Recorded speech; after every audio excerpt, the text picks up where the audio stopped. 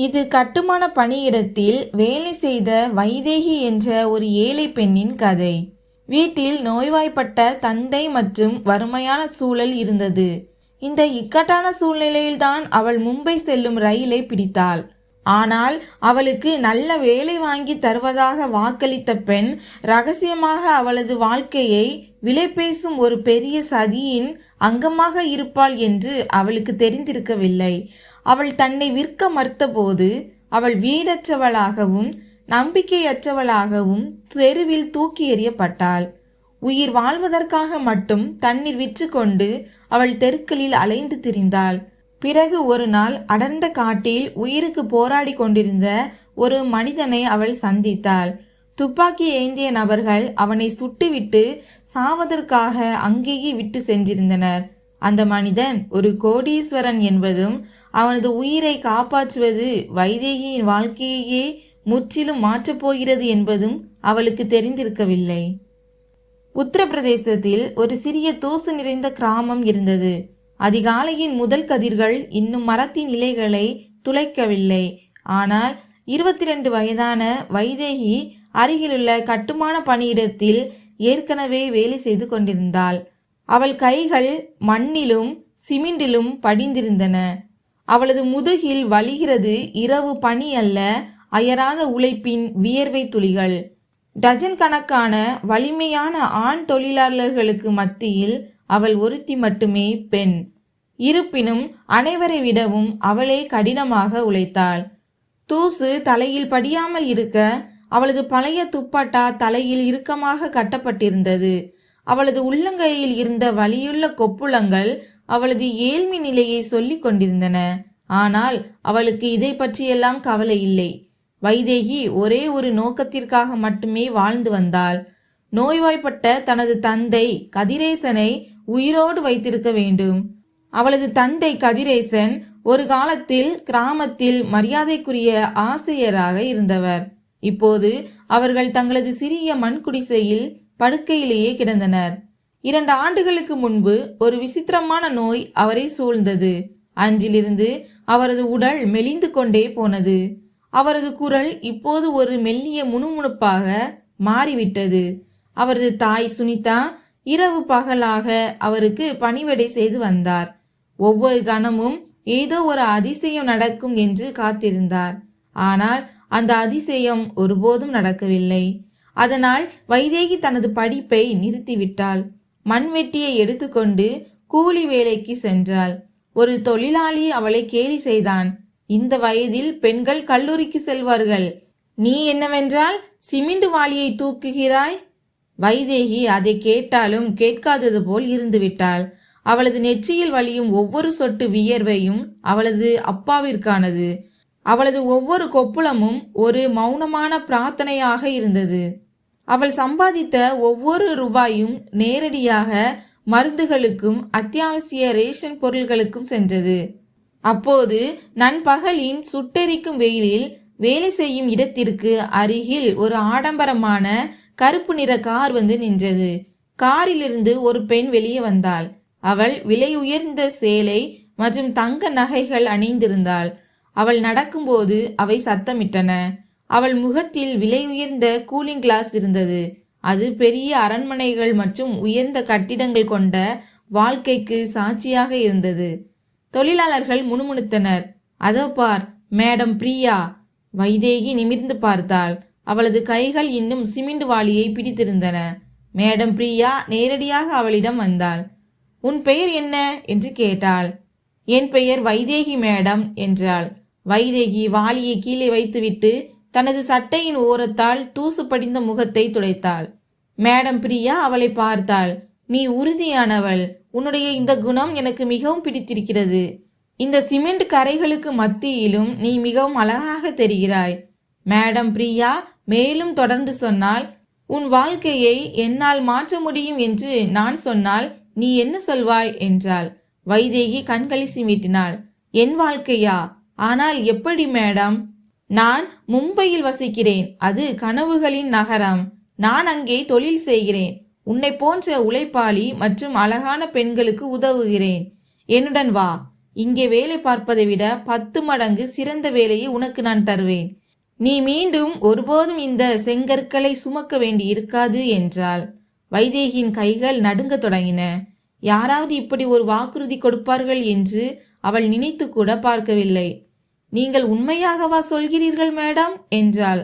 ஆமாம், உன்னிடம் அந்த திறமை இருப்பதை நான் காண்கிறேன் என்று மேடம் பிரியா உறுதியளித்தார். அன்று இரவு வைதேகி மகிழ்ச்சியுடன் வீட்டிற்கு ஓடினாள். அம்மா, அப்பா, மேடம் பிரியா என்னை மும்பைக்கு அழைத்து செல்வதாக கூறினார் என்றாள். கதிரேசன் பலவீனமான குரலில் சொன்னார். வைதேகி, மும்பை பெரிய நகரம் மகளே, அங்கே மின்னுவதெல்லாம் பொன்னல்ல, மிகவும் எச்சரிக்கையாக இரு. வைதேகி சொன்னால், அப்பா, உங்களுடைய சிகிச்சைக்காக நான் இந்த வாய்ப்பை பயன்படுத்தியே ஆக வேண்டும். அப்பா, உங்களுக்காகவும் அம்மாவுக்காகவும் நான் மும்பைக்கு போக வேண்டும் என்றாள். அடுத்த நாள் காலை கதிரேசன் தனது நடுங்கும் கையை வைதேகியின் தலைமேல் வைத்து ஆசீர்வதித்தார். போ மகளே, என் ஆசீர்வாதம் உனக்கு உண்டு. நகரத்தில் உனது கௌரவத்தை காப்பாற்றிக்கொள்.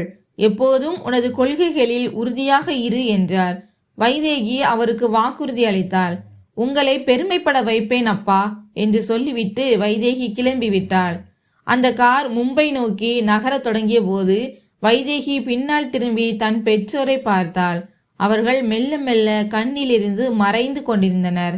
கனவுகளின் நகரம் அவளை இருகரம் கூப்பி வரவேற்க காத்திருக்கவில்லை என்பதும், மாறாக அவளை சிதைப்பதற்காக ஒரு அபாயகரமான வலையை தயார் செய்திருந்தது என்பதும் அவளுக்கு தெரிந்திருக்கவில்லை. உத்தரப்பிரதேசத்திலிருந்து மும்பை வரையிலான பயணம் வைதேகிக்கு நம்பிக்கையுடனும் உற்சாகத்துடனும் இருந்தது. ரயில் ஜன்னல்களுக்கு வெளியே ஓடும் வயல்வெளிகளையும் மாறி வரும் உலகத்தையும் பார்த்தபோது அவளது இதயம் வேகமாக துடித்தது. அவள் தனது சிறிய பையிலிருந்து தனது தந்தை கதிரேசன் பழைய புகைப்படம் ஒன்றை எடுத்தாள். அது மங்கலாக இருந்தது, ஆனால் விலை மதிப்பற்றது. அந்த புகைப்படத்தை இறுக பிடித்து கொண்டு முணுமுணுத்தாள். அப்பா, இன்னும் சில மாதங்கள் தான். உங்கள் சிகிச்சைக்காக மும்பையில் கடினமாக உழைப்பேன். நீங்கள் விரைவில் நலமடைந்து விடுவீர்கள் என்று நினைத்து கொண்டாள். அவளது கண்களில் முதல் முறையாக கண்ணீர் இல்லை, மாறாக ஒரு பொன்னான எதிர்காலத்தின் கனவு மின்னி தவித்தது. மும்பை சென்ட்ரல் ரயில் நிலையத்தில் ரயில் நின்றபோது வைதேகி திகைத்து போனாள். அது ரயில் நிலையம் அல்ல, மனிதர்களின் ஒரு பெரும் கடல் போல இருந்தது. இரைச்சல், ஓட்டம் மற்றும் எல்லா இடங்களிலும் தெரியாத மொழிகள். மேடம் பிரியா அவளை ரயில் நிலையத்திற்கு வெளியே நின்ற தனது ஆடம்பர காரில் அமர வைத்தார். கார் நகரத்தை நோக்கி சென்றபோது வைதேகி பார்த்து கொண்டே வந்தாள். வானத்தை தொடும் பிரம்மாண்ட கட்டிடங்கள், மின்னும் விளக்குகள் மற்றும் அவளது கிராமத்தின் அமைதியான வாழ்க்கையிலிருந்து வெகு தொலைவில் இருந்த ஒரு வேகம். இது உண்மையிலேயே கனவுகளின் நகரம்தான். அதன் பிரம்மாண்டம் அவளை பயமுறுத்தியது, அதே சமயம் கவர்ந்தது. மும்பையின் ஒரு வசதியான பகுதியில் இருந்த ஒரு பிரம்மாண்ட பங்களாவின் முன்னால் கார் நின்றது. பங்களா வெளியில் எவ்வளவு ஆடம்பரமாக இருந்ததோ உள்ளே அவ்வளவு அமைதியாகவும் மர்மமாகவும் இருந்தது. ஏதோ ஒரு ராஜாவின் அரண்மனைக்குள் வந்துவிட்டது போல வைதேகி உணர்ந்தாள். வீட்டில் வேலைக்காரர்கள் இருந்தனர், ஆனால் அவர்கள் விசித்திரமாக அமைதியாக இருந்தனர். மேடம் பிரியா வைதேகியை ஒரு ஆடம்பரமான அறைக்கு அழைத்து சென்றார். அங்கே மென்மையான படுக்கையும் விலை உயர்ந்த வாசனை திரவியங்களும் இருந்தன. இன்று இரவு ஓய்வெடு, நாளை முதல் உனது வேலை தொடங்கும் என்றார் மேடம் பிரியா. அடுத்த நாள் சூரியன் முழுமையாக உதிக்கும் முன்பே கதவு தட்டப்படும் சத்தம் கேட்டு வைதேகி விழித்தாள். மேடம் பிரியா உள்ளே வந்தார். அவரது முகத்தில் ஒரு கடினமான புன்னகை இருந்தது. அவரது கையில் மிக விலை உயர்ந்த ஆடைகள், நகைகள் மற்றும் ஒப்பனை பொருட்கள் இருந்தன. மேடம் பிரியா சொன்னார், வைதேகி, பார், இதெல்லாம் உனக்காகத்தான். இப்போது அந்த சிமெண்ட் மற்றும் செங்கற்களை மறந்துவிடு. உனது வேலை மிகவும் எளிதானது. நீ அழகாக தெரிய வேண்டும், புன்னகைக்க வேண்டும், மேலும் சில மிகப்பெரிய பணக்காரர்களை சந்திக்க வேண்டும் என்றார். வைதேகிக்கு ஏதோ விசித்திரமாக தோன்றியது. சந்திப்பதா? அது எப்படி சந்திப்பு மேடம்?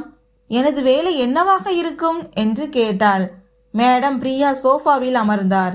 அவரது குரலில் திடீரென தந்திரம் குடி புகுந்தது. பார், இனி எந்த நாடகமும் வேண்டாம். இங்கே பணம் சும்மா கொட்டுவதில்லை. உனது அழகை நீ பயன்படுத்தி கொள்ள வேண்டும்.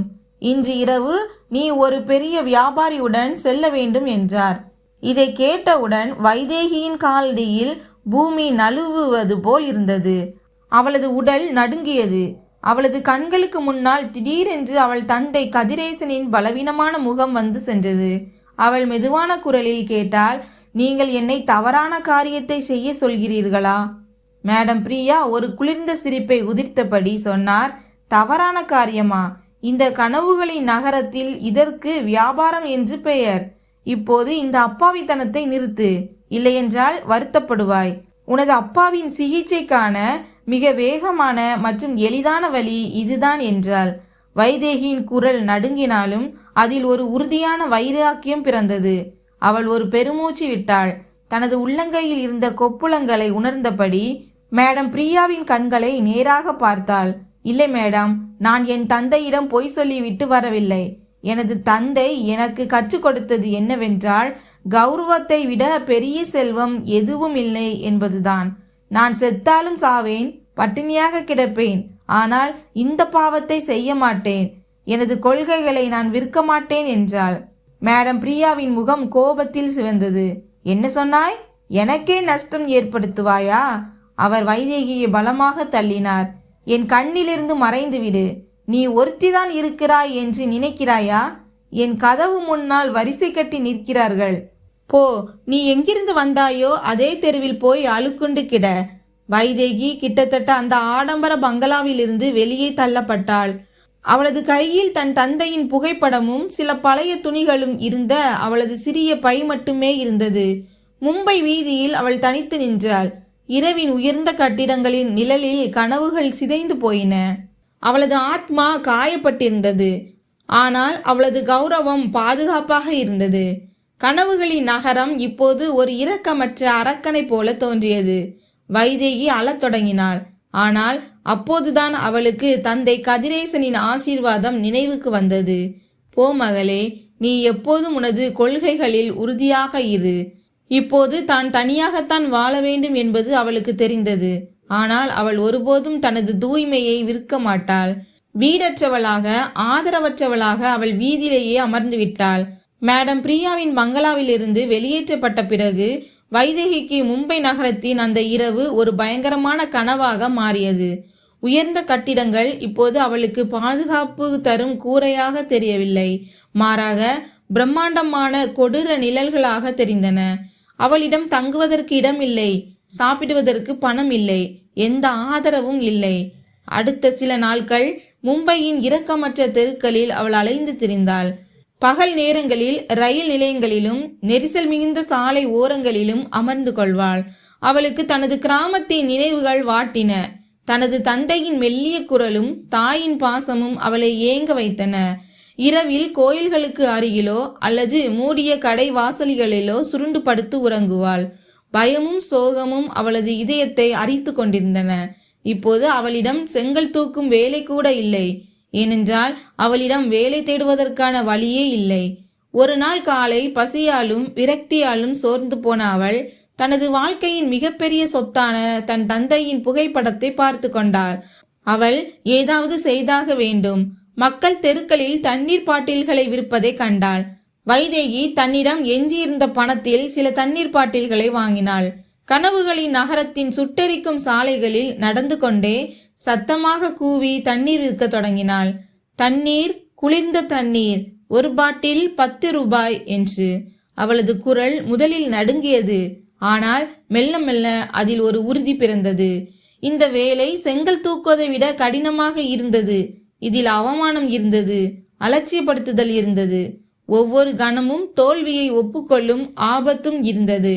ஆனால் அவள் இறந்து போவேனே தவிர ஒருபோதும் தோல்வியடைய மாட்டேன் என்று உறுதி கொண்டாள். அவளது வருமானம் மிக குறைவாகவே இருந்தது. 2 வேளை உணவு உண்பதற்கும் தனது தந்தைக்கு போன் செய்து நலம் விசாரிப்பதற்கு மட்டுமே அது போதுமானதாக இருந்தது. அவள் தான் எந்த நிலையில் இருக்கிறாள் என்பதை அவர்களிடம் ஒருபோதும் சொன்னதில்லை. அப்பா, என் வேலை நன்றாக போகிறது, நீங்கள் கவலைப்படாதீர்கள் என்று மட்டும் கூறுவாள். ஒரு நாள் வைதேகி ஆள் நடமாட்டம் இல்லாத ஒரு பகுதிக்கு அருகில் தண்ணீர் விற்று கொண்டிருந்த போது புதர்களுக்குள் ஏதோ அசைவதை உணர்ந்தாள். அந்த இடம் மிகவும் பாழடைந்து இருந்ததால் அவள் பயந்தாள். ஆனால் அவளது குணம் அவளை அங்கிருந்து சும்மா போக விடவில்லை. அவள் தைரியத்தை வரவழைத்து கொண்டு புதர்களுக்கு அருகில் சென்றாள்.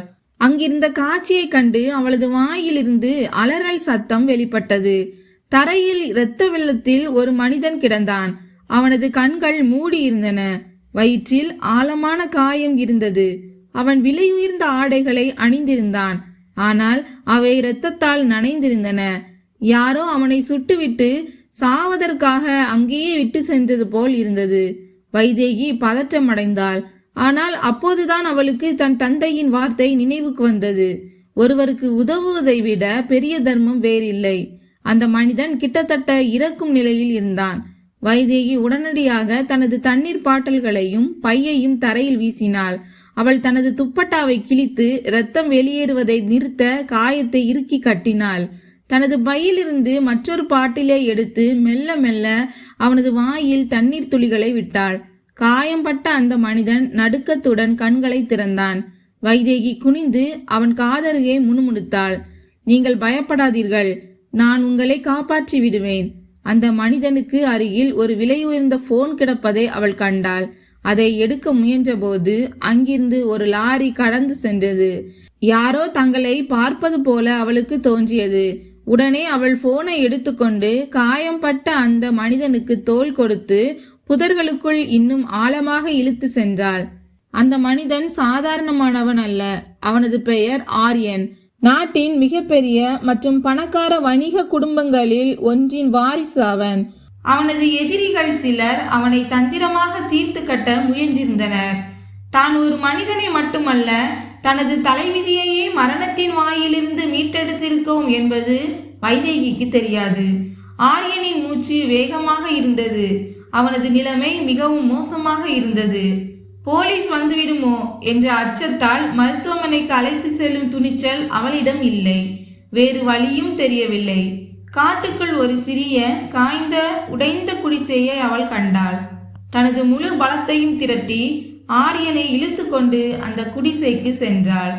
உள்ளே இருட்டாக இருந்தது, ஆனால் பாதுகாப்பாக இருந்தது. வைதேகி அமர்ந்தாள். அவளது கைகள் இரத்தத்தால் படிந்திருந்தன. அவள் ஆரியனை பார்த்தாள். அவனது முகம் எவ்வளவு அமைதியாகவும் அதிகாரமிக்கதாகவும் இருந்ததென்றால், தான் ஏதோ ஒரு ராஜாவை காப்பாற்றுவது போன்ற உணர்வு வைதேகிக்கு ஏற்பட்டது. இப்போது என்ன செய்வது என்று தனக்குள்ளேயே கேட்டுக்கொண்டாள். அப்போதுதான் கிராமத்தில் சொல்லப்படும் ஒரு விஷயம் அவளுக்கு நினைவுக்கு வந்தது. மருத்துவர்கள் இல்லாத போது மூலிகைகளே மருந்தாகும். வைதேகி தன் தந்தையின் போதனைகளையும் கிராமத்து நாட்டு வைத்தியத்தையும் தான் இப்போது நம்ப வேண்டும் என்பதை வைதேகி அறிந்திருந்தாள். கிராமத்தில் தனது தாய் சில நேரங்களில் சிறிய காயங்களுக்கு மூலிகைகள் பூசுவதை அவள் பார்த்திருக்கிறாள். அந்த நினைவையும் தந்தை கொடுத்த தைரியத்தையும் துணையாக கொண்டு விடிந்ததும் புதர்களில் வேப்பிலைகளையும் இன்னும் சில நாட்டு மூலிகைகளையும் தேடி கண்டுபிடித்தாள். மிக மெதுவாகவும் கவனமாகவும் ஆரியனின் காயத்தை சுத்தம் செய்தாள். வேப்பிலையின் கசப்பான விழுதை காயத்தின் மேல் அவள் தடவிய போது ஆரியன் வலியால் துடித்தான். வைதேகி அவனது கையை பிடித்து கொண்டாள். அவளது குரலில் தாயை போன்ற மென்மை இருந்தது. தைரியமாக இருங்கள், கொஞ்சம் வலிக்கும், ஆனால் இது உங்களை காப்பாற்றும். நான் உங்களுடன் இருக்கிறேன் என்றாள். ஆரியன் மெல்ல கண்களை திறந்தான். இதுவரை அவனது கண்கள் மூடி இருந்தன. ஆனால் இப்போது முதல் முறையாக வைதேகியை முழுமையாக பார்த்தன. அவன் ஒரு அழகான பெண்ணை பார்த்து கொண்டிருந்தான். அந்த பெண்ணின் உள்ளங்கைகள் கொப்புளங்களால் நிறைந்திருந்தன. ஆடைகள் கிழிந்திருந்தன. ஆனால் அவளது கண்களில் ஒரு விசித்திரமான தூய்மையும் அச்சமின்மையும் இருந்தன. அவள் யார், தான் எங்கே இருக்கிறோம் என்பது அவனுக்கு புரியவில்லை. அவன் மிகவும் பலவீனமான குரலில், நீ யார், நான் எங்கே இருக்கிறேன் என்று கேட்டான். வைதேகி ஒரு நொடியும் தாமதிக்காமல், நான் வைதேகி, உங்களுக்கு மிகவும் ஆழமான காயம் ஏற்பட்டிருந்தது. இப்போது நீங்கள் இங்கே பாதுகாப்பாக இருக்கிறீர்கள். அதிகம் பேசாதீர்கள், உங்களுக்கு ஓய்வு தேவை என்றாள். அடுத்த சில நாட்கள் வைதேகி ஒரு செவிலியராக, சமையல்காரராக மற்றும் ஒரு பாதுகாவலராக ஆரியனுக்கு பணிவிடை செய்தாள். அவள் அதிகாலையிலே எழுந்து தண்ணீரும் சிறிதளவு ரொட்டியும் வாங்குவதற்காக நகரத்து சாலைக்கு செல்வாள். திரும்பி வந்து ஆரியனுக்கு உணவளிப்பாள். ஆரியன் உடல்நிலை மெல்ல மெல்ல முன்னேற தொடங்கியது. அவனால் இப்போது அதிக நேரம் விழித்திருக்கவும் வைதேகியிடம் பேசவும் முடிந்தது. ஒரு மதிய வேளையில் ஆரியன் கேட்டான், வைதேகி, எனக்காக ஏன் இவ்வளவு செய்கிறாய்? நீ என்னை விட்டு ஓடி இருக்கலாமே. என்னால் உனக்கு எந்த பரிசும் தர முடியாது என்றான். வைதேகி பதிலளித்தாள், பரிசுக்காக நான் எதையும் செய்யவில்லை. என் தந்தை எப்போதும் சொல்வார், உன்னால் ஒருவருக்கு உதவ முடியும் என்றால் கேள்விகள் கேட்காதே என்று. மேலும் கஷ்டத்தில் இருப்பது எப்படி இருக்கும் என்பதை நான் அறிவேன். அவளது குரலில் மறைந்திருந்த வலியை உணர்ந்த ஆரியன் வைதேகியின் வாழ்க்கையை பற்றி அறிய விரும்பினான். வைதேகி அவனிடம் தனது முழு கதையையும் கூறினாள். கிராமம், தந்தையின் நோய், மேடம் பிரியாவின் துரோகம் மற்றும் தெருவில் தண்ணீர் விற்று போராடிய விதம்.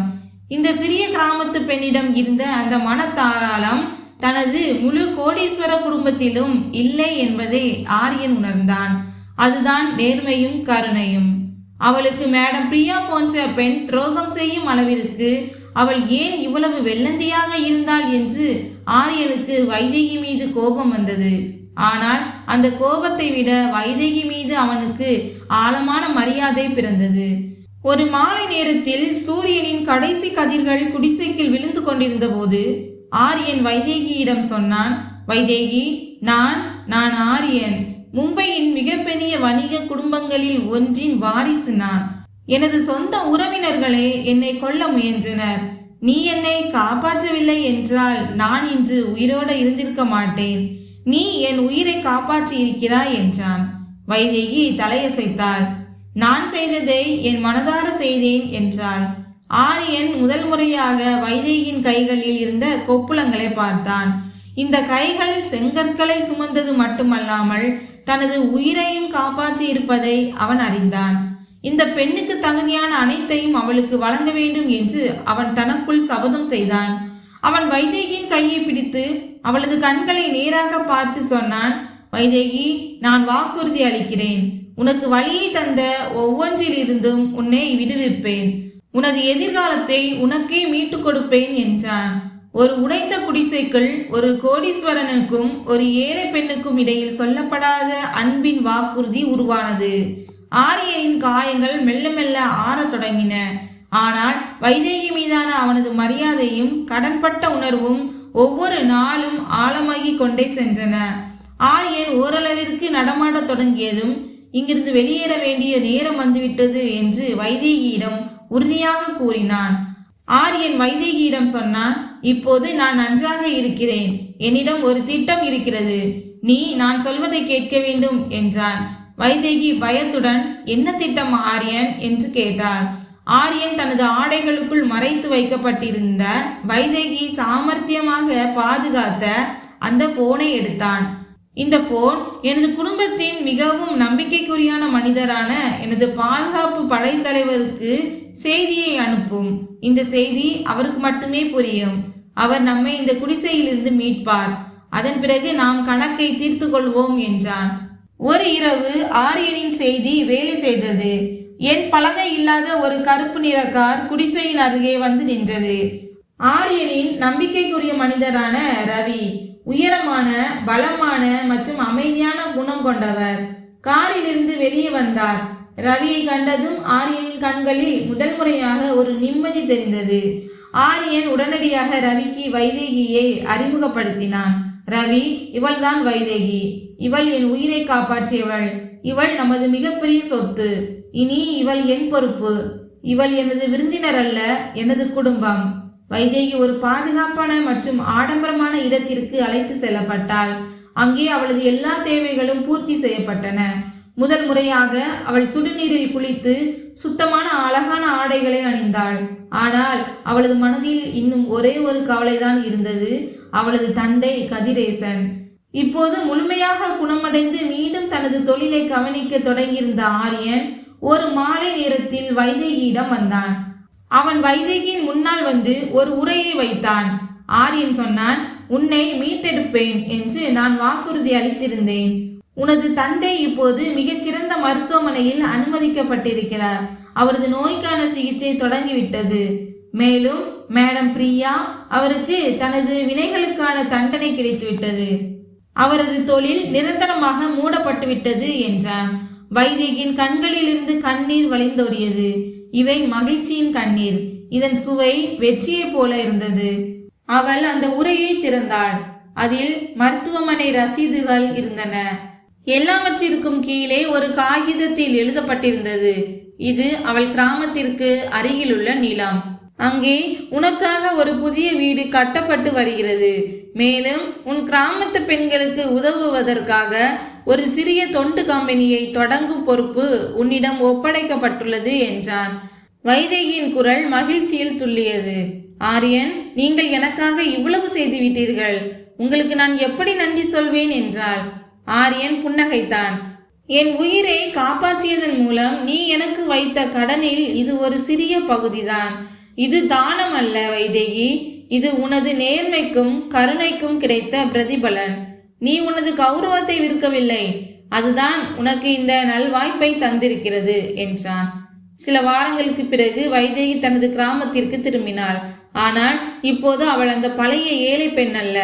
ரயில் நிலையத்தில் அவளது தாயும் சக்கர நாற்காலியில் அமர்ந்திருந்தாலும் இப்போது புன்னகைத்து கொண்டிருந்த அவளது தந்தையும் அவளுக்காக காத்திருந்தனர்.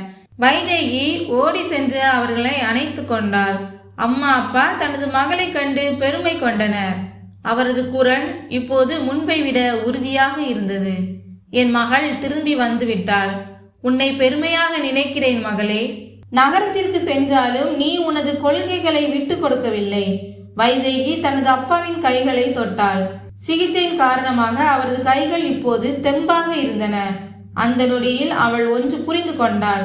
கனவுகளின் நகரம் என்பது மும்பை அல்ல, மாறாக அவளது இதயத்தில் இருந்த நம்பிக்கையும் ஒவ்வொரு கஷ்டத்திலும் அவள் காப்பாற்றி வைத்திருந்த நேர்மையும் தான். நண்பர்களே, வைதேகியின் கதை நமக்கு ஒன்றை கற்றுக் கொடுக்கிறது. நாம் நமது அறநெறிகளில் உறுதியாக இருந்தால் விதி நமது கடமைகளுக்கும் நற்செயல்களுக்கும் உரிய பலனை நிச்சயம் தரும். நினைவில் கொள்ளுங்கள், உங்கள் நற்பண்பு என்ற மூலதனம் உலகின் எந்த செல்வத்தையும் விட பெரியது.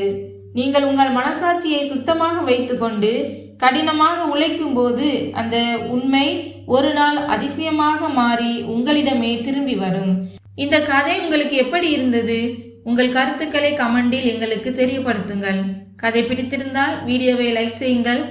இது போன்ற மனதை தொடும் கதைகளை கேட்க எமது சேனலை சப்ஸ்கிரைப் செய்து கொள்ளுங்கள். மீண்டும் அடுத்த கதையுடன் சந்திப்போம். நன்றி.